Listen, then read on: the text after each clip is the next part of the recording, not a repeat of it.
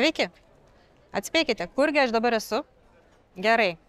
Negalvokite, iškart prisipažinsiu, esu Gdanske, didžiausiame pajūrio mieste, Lenkijoje. Ir čia tikrai dar nei karto nebuvau ir noriu tikrai susipažinti su šia atmosfera. Ir bent jau šitoj jau gatvėje, esant senamiesčio širdį, pėsčiųjų zonai, man jau čia patinka. Todėl einam toliau pasižiūrėti, kas bus.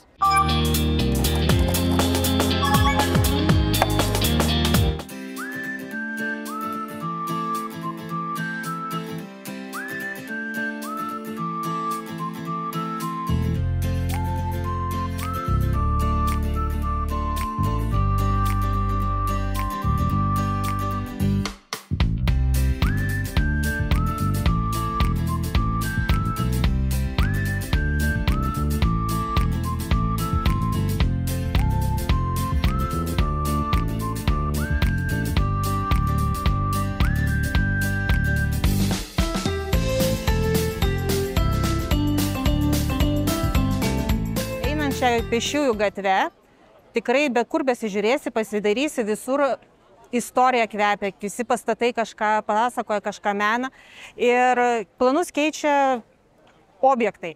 Nebuvau tikrai planavusi pakilti į rotušę, bet kai praeidami pasižiūrėjom, kad ten yra ir apžvalgos aikštelė, nutarėm ten pakilti ir pasižiūrėti.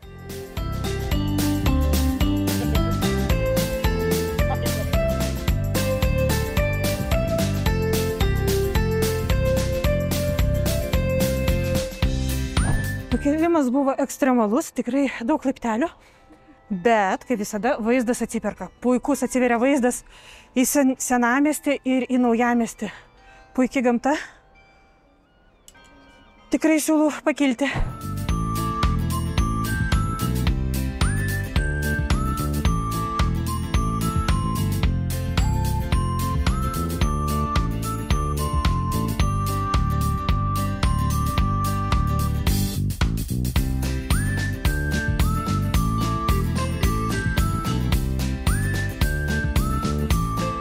Turistų labai yra pamėgta ir šita upės krantinė, kurioje iš vienos pusės ir iš kitos persipina istoriniai laikai ir persipina ne tik Lenkijos, bet ir pagal mane ir tų laikų Prūsijos architektūra. Ir kas dar traukia į šią vietą, tai yra tiltas, kuris tam tikrų metų jisai juda, kad pravažiuotų laiveliai, praplauktų.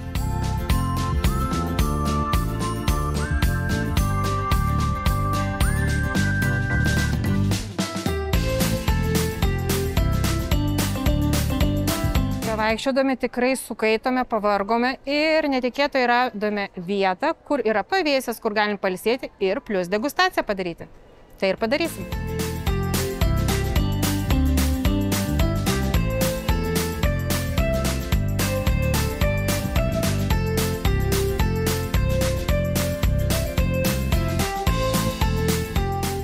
Kaip matote, aplinka tikrai yra maloni ir karštą vasaros dieną čia yra gerai atsigaivinti, atsivėsinti, o manau, kai lietus lyja, tai ir pasislėpti nuo lietaus.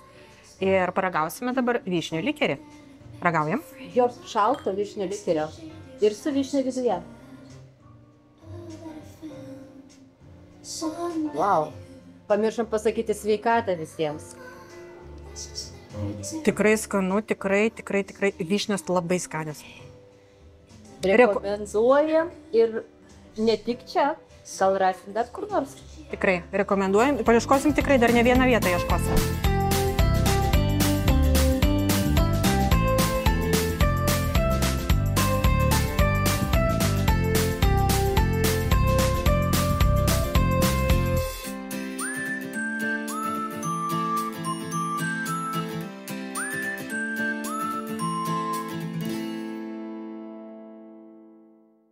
Na ką, nutariau Gdanske dar aplankyti ir gintaro muziejų. Prisipažinsiu, Lietuvoje nebuvau tokiam, gal ateityje ir apsilankysiu, kad galėčiau sulyginti. Einam pažiūrėkim čia, kas bus.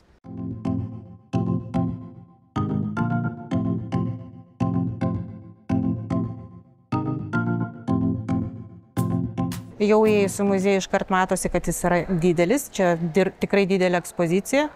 Man net labai įdomu, einu žiūrėti.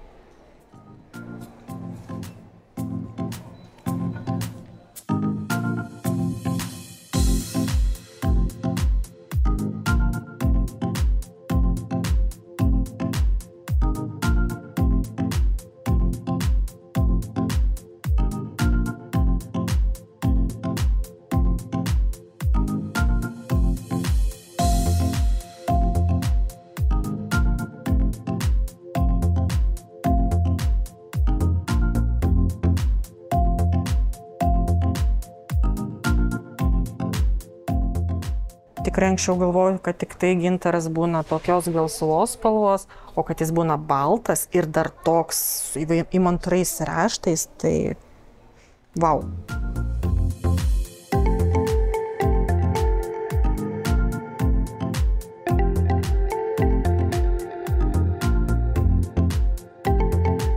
Kas yra faina šitam muziejui, kad, pavyzdžiui, yra gintarai maži luitai ir nematai, kas ten yra viduje.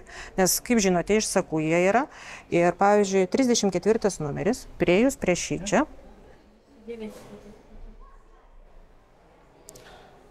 Paspaudė 34 ir matai, kad ten yra ir skrusdėlytė, ir dar kažkoks augaliukas.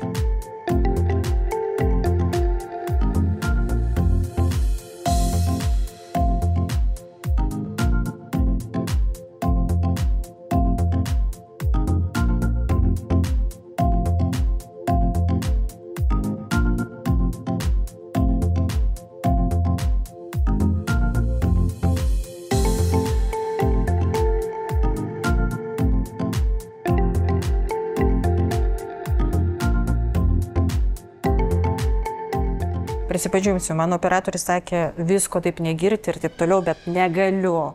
Negaliu. Čia tikrai vau. Nu, aš, kaip jau minėjau, aš nebuvau Lietuvos gintaro muziejuje, negaliu sulyginti, bet čionais yra kažkas tokio. Ir vaikams, ir suaugusiems tikrai yra įdomu. Važiuokit, žiūrėkit, tikrai kviečiu.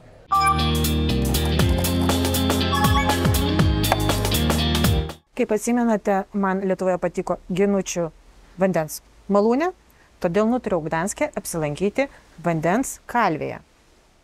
Tikiuosi, ir jums tai patiks.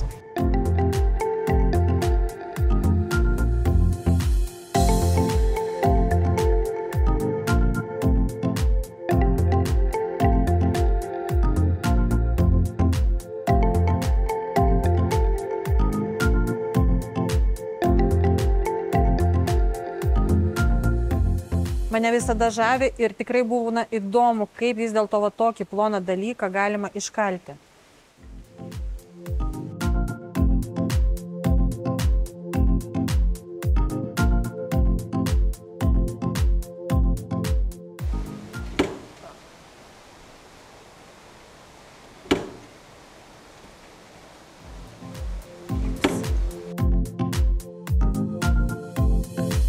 Apsilankyti čia tikrai galima užeiti, tik aišku gaila, kad šiuo metu nevyko jokio edukacija ir nebuvo parodoma, kaip tas viskas vyko, būtų daug įdomiau, bet tikiuosi gal kada nors pavyks. Gal jums pavyks tai padaryti, sudalyvauti tokioje edukacijoje ir pasiliksite gerą įspūdį. Na ką, atvažiavom į Sopotą, kur dažniausiai žmonės iš Gdansko atvažiuoja į pliažus, pasiplaukėt, pasimaudyti jūroje.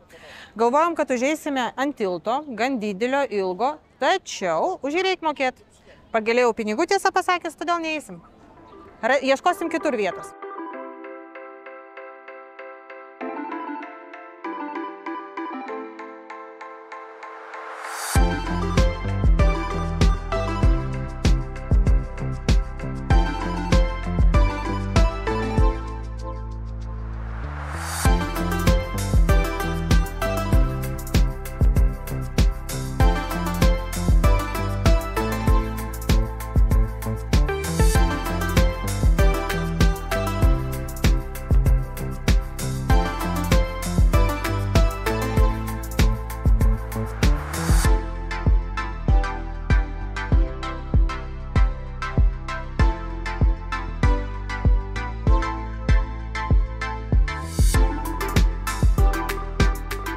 Internete mačiau nuotraukų prie Kreivo namuko Sopote ir aš jį radau.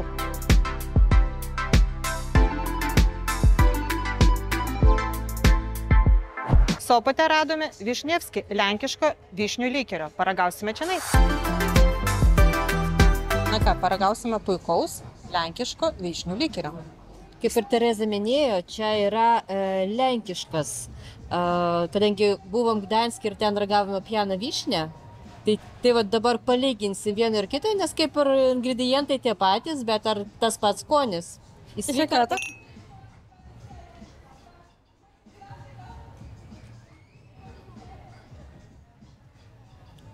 pagal mane šitas truputėlį mažiau saldumo turi, bet turi stiprumo, man kaip tik pasirodė. O man atvirkščiai, man čia labiau saldu, o mažiau stipru. Nu, matote, kiek žmonių, tiek ir nuomonių.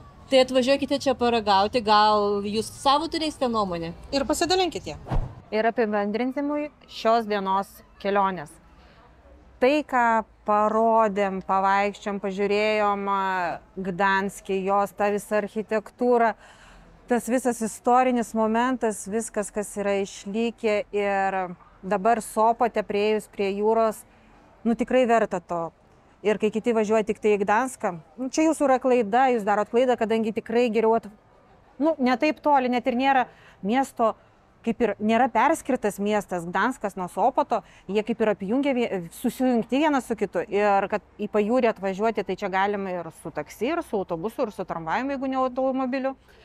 Ir tikrai patariu skirti ne 2, gal 3, o gal 4 dienas visam tam reikalui, kadangi tai, ką jūs pamatėte, tai ten tik labai maža dalis, kur mes buvome, o pamatyti tikrai yra daug.